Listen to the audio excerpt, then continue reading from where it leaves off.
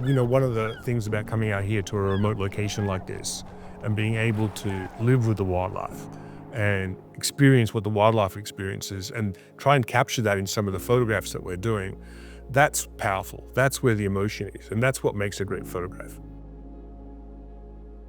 Emotive photography for me is at the heart of what I do. I've always found in my own photography that the photographs that do the best for me are the ones that always generate the strongest emotional response in the viewer. And that emotional response is the key, really, to strong wildlife photography. People want to come away and say, this is the story of this survivor that lives out in this very hostile environment. And I think people's minds shifts away from just capturing images to being storytellers. And I think photographers and photography is at its best when we're storytellers.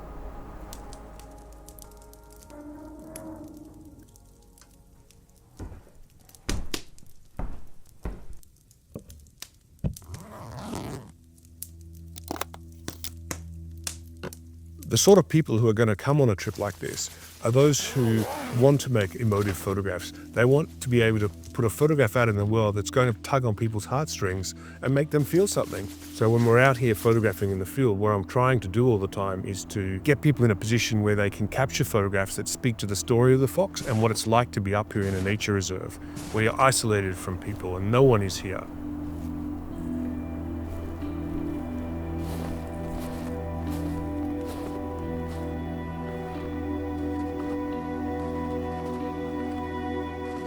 There's a solitude to the landscape up here, and there's a very deep resonance that resonates with everybody who comes here, and they feel it in their body, and they feel more relaxed, and they enjoy the landscape and the feeling of being in such a remote location, but being able to be inside at night by a fireplace and be warm. So it's a very special place.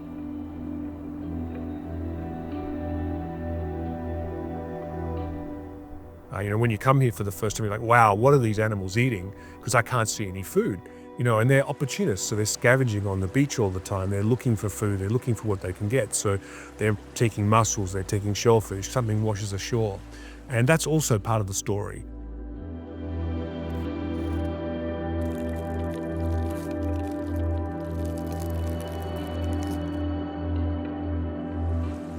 Every single fox has a unique personality up here, and that's what's wonderful. No two individuals are the same or act the same, so you never know how a fox is going to behave when you first see it. Sometimes a fox can just take off and run.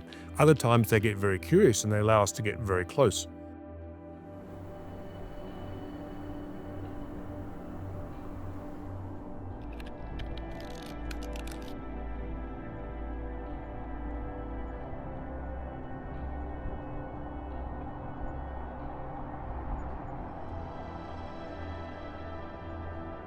The Arctic fox is circumpolar. It's not a protected species. They are hunted across the rest of Iceland. They're only protected here inside the nature reserve, but yet they manage to still thrive throughout Iceland. So I think they are an incredible feat of engineering. And that's because of its ability to survive and adapt. Its ability to not only deal with the amazing cold that we have up here, but to find food where there is none, to be able to find a mate, to be able to reproduce up here.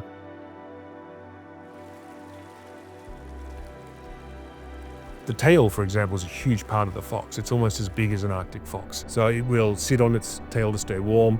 It will use it to protect itself from the wind, and it will snuggle its nose into it, at night when it's cold. One of the things I like to teach when I'm in the field is don't think too much about the technical aspect of what we're doing. As long as your exposure is good, the rest of the equation is composition. I think people love the feeling that they can go out in the field and be an artist, and they don't have to be a technician. That gives them an opportunity not only to, of course, make great photographs, but also to appreciate and enjoy what's in front of them and to apply their own creativity to the scene. I think that is a very important aspect of what we do here, is the ability to be free and the ability for everybody to be at that same level. And everyone's input is valued in terms of view of what they see and what they create. This isn't just a place where you come and take photographs of Arctic fox. This is a place where you come and grow your photography and you empower your images with emotion, with drama, with passion. And that means that we're creating a much more powerful photograph. And that means when someone puts it out there in the world, they're going to get a much better result as well.